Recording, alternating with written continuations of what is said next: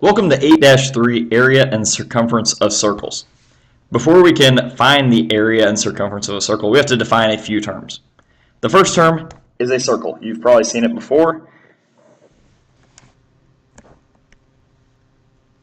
A circle is a set of points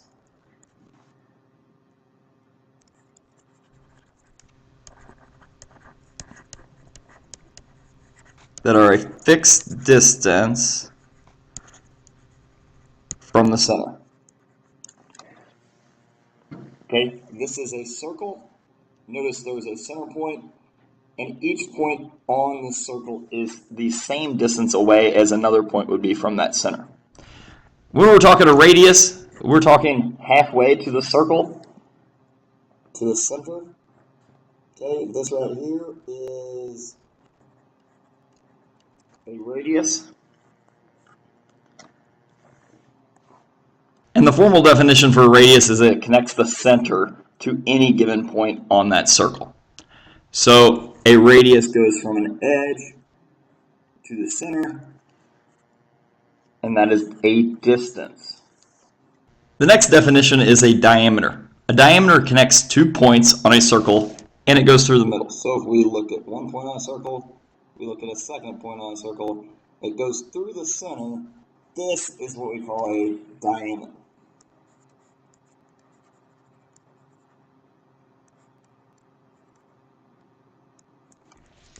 I think this picture gives a great view of the circumference. If we're talking about the circumference, we're talking about the distance around the circle.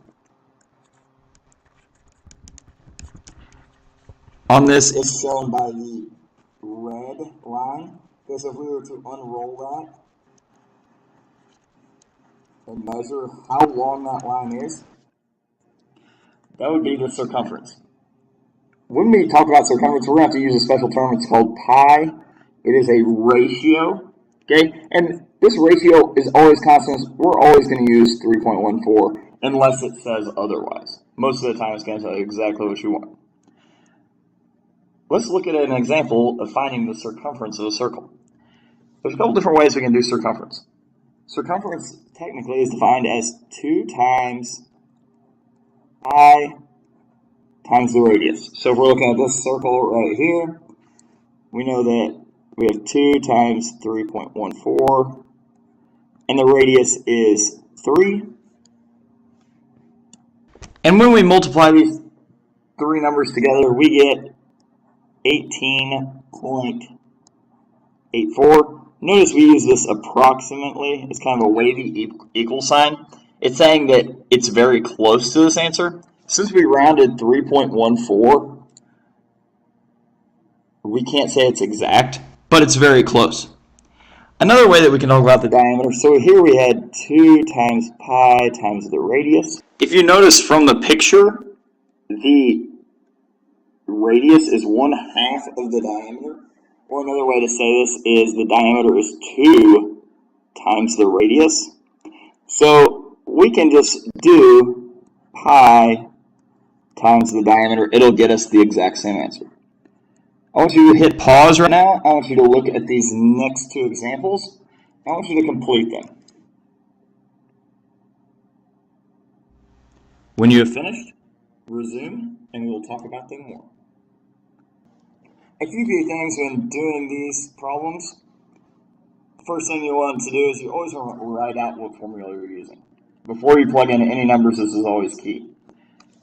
After you have written out the formula, have a plug-in step. So that is our second step. Always just plug-in step. We haven't done any operations. We're just putting the numbers in.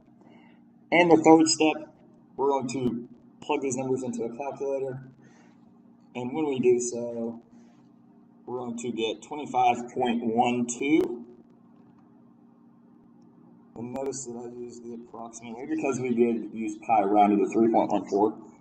And our label on this, because we are talking about a distance around the circle, it's just going to be centimeters. Here's the next example. Circle with diameter of 4.5 centimeters. So our first step, we always write down what formula we're going to use. On this one, since it's giving me it in diameter, I'm just going to use this and say it's pi times the diameter. Notice we haven't plugged any numbers in. That is always for our second step. So instead of pi, we're going to put 3.14, and for the diameter, it's 4.5. Our last step, we plug these in, we multiply them together, we get the circumference is approximately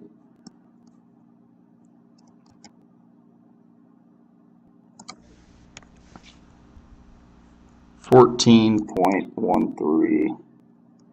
And again, it is a distance, so it's going to be centimeters. So that is circumference when we're looking for the distance around the circle. If we're looking for the area of a circle, say we have a circle room and we want to carpet it, we want to find out the area that we're going to need to cover it. Okay, this one, there's only one formula that works. This formula is pi times the radius squared. So our areas, okay, notice we're using pi again. We're going to round that off to 3.14. So in this example, we have 3.14 times our radius. So we open this up and we only square the radius. So we have 3.14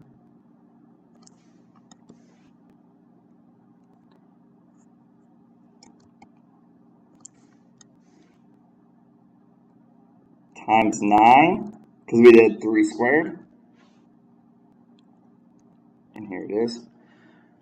And when we put that into the calculator, we get 28.26.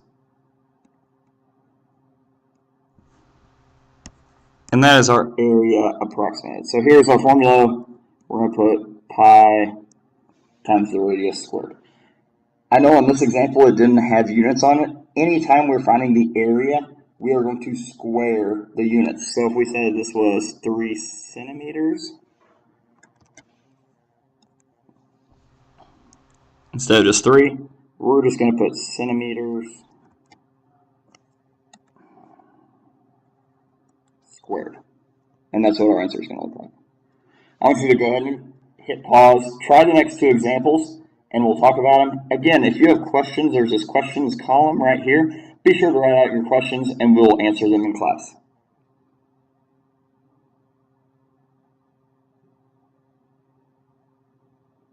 Go ahead and check your work for the first problem.